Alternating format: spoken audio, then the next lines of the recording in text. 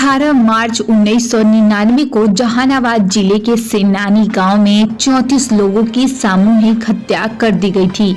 इस कुतंत्र हत्याकांड ने बिहार की ऐसी छवि बनाई कि आज तक यह प्रदेश अपनी उस पहचान को मिटा नहीं पाया है।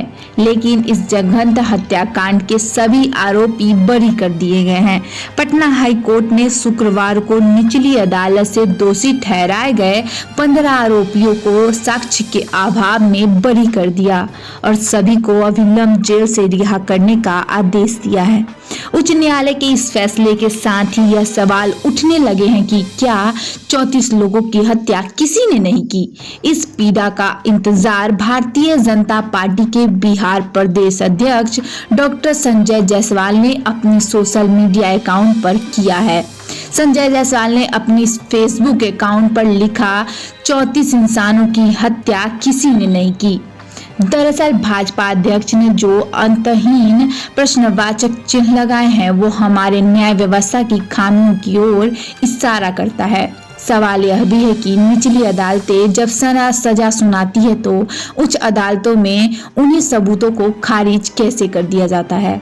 सवाल यह भी है कि आखिर घटना 22 वर्ष होने तक आरोपी रहे लोगों के साथ भी तो अन्याय ही कहा जाएगा, क्योंकि उन्होंने भी तो प्रताड़ना झेली है। घटना के 22 साल बाद सभी आरोपी बरी।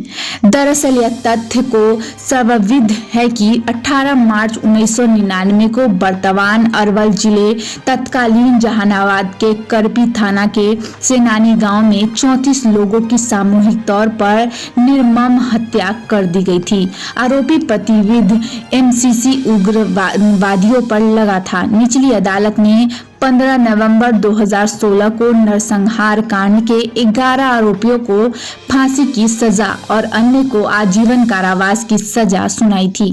फिर ऐसा क्या हुआ कि हाई कोर्ट ने सभी को एक साथ बरी कर दिया। अदालत ने आरोपियों के लिए कही यह बात।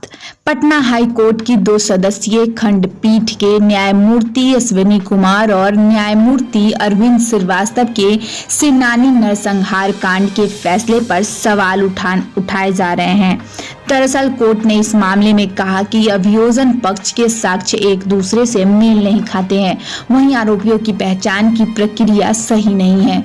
अनुसंधानकर्ता पुलिस ने पहचान की प्रक्रिया नहीं की है। गवाहों ने आरोपियों की पहचान कोर्ट में की है, जो पुख्ता साक्ष्य के गिनती में नहीं है, इसलिए संदेह का लाभ आरोपियों को मिलता है।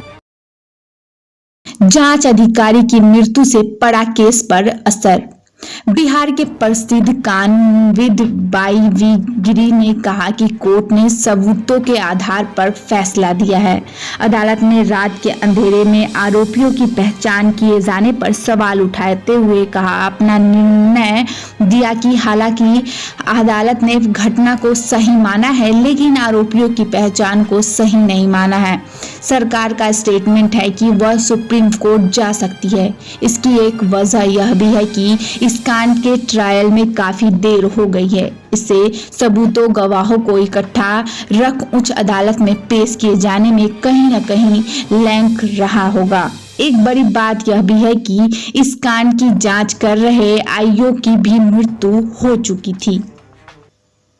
कुल 64 आरोपियों में 15 को सुनाई गई थी सजा।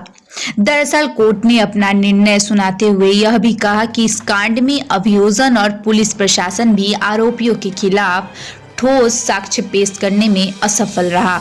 अब सवाल उठ रहा है कि फिर जहानाबाद सिविल कोर्ट के अपर जिला एवं सत्र न्यायाधीश 3 रंजीत कुमार सिंह ने इस नरसंहार के 15 आरोपियों को 15 नवंबर 2016 को इन्हीं सबूतों के आधार पर कैसे सजा सुनाई थी।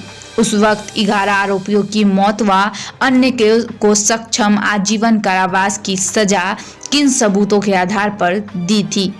निचली अदालत सेशन कोर्ट के 64 आरोपियों में से तब भी साक्ष्य के अभाव में 23 अन्य को बरी कर दिया गया था, जबकि कुछ की सुनवाई के दौरान मौत हो गई थी। बिहार के अधिकतर नरसंहारों के आरोपी हुए बरी।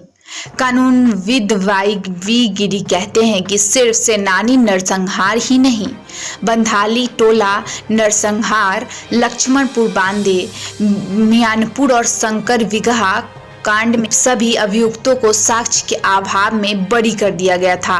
ऐसे में राज्य सरकार की मंशा पर भी सवाल खड़े होते हैं कि उनकी तरफ से इन सभी कांडों के आरोपियों को सजा दिलाने के लिए भरपूर कोशिश का अभाव रहा है। राज्य सरकार अगर चाहती तो ऐसे सभी मामलों में सजा हो सकती थी। हमारा तो कंसर्न उन आरोपियों से जिन्होंने करीब 2 दशक तक प्रताड़ना झेली है, उन्हें मुआवजा भी दिया जाना चाहिए। सेनानी कांड के पीड़ितों ने कोर्ट से पूछा यह सवाल। ऐसे में सवाल सेनानी गांव के पीड़ित परिवार भी पूछ रहे हैं कि क्या उनके परिजनों का हत्यारा कोई नहीं है। सेनानी के लोगों का कहना है कि यह सब फैसला निराशाजनक है। ग्रामीणों का कहना है कि न्यायालय की भाषा में साक्ष्य के अभाव भले ही है, लेकिन यह तथ्य बिल्कुल सत्य है कि हमारे परिजनों का गला रेत कर जघन्य हत्या कर दी गई थी।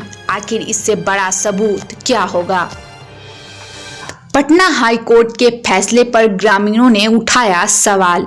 सेनानी गांव के लोगों का कहना है कि सभी लोग जानते हैं कि 18 मार्च 1999 की रात एमसीसी के हथियारबंद लोगों ने 34 लोगों की हत्या ठकुरबाड़ी के पास ले जाकर कर दी थी। एक के बाद एक आदमी का बारी बारी से गला रेता गया था। एक इंसान के सामने ही दूसरे इंसान की गर्दन, पेट व अन्य अंगों को क्रूरतम तरीके से चीर दिया गया था। इस जघन्य हत्याकांड की चीख आज भी जहानाबाद की धरती पर सुनाई देती है। ऐसे में सवाल यह है कि आखिर हमारी अदालतों को कौन सा साक्ष्य चाहिए था। आने वाले वक्त में इस फैसले का क्या हो सकता है असर। बहरहाल हाई कोर्ट के फैसले के बाद सेनानी गांव के साथ ही खंडागी, मझियावा, ओढ़गी, विगहा जैसे कई गांव के लोगों ने निराशा है। मृतक की परिजनों का कहना है कि जैसे अन्य नरसंहार में दोषियों को सजा दिलाने के लिए बिहार सरकार सुप्रीम कोर्ट गई, इसी प्रकार हम लोगों को भी न्याय दिलाने के लिए सरकार सुप्रीम कोर्ट में अपील दायर करे। लोगों का कहना है कि जघन्य तत्व सामूहिक हत्याकांड के सभी आरोपियों का बरी हो जाना कहीं न कहीं आने वाले समय में आरोपियों का मनोबल बढ़ाने का काम करेगा।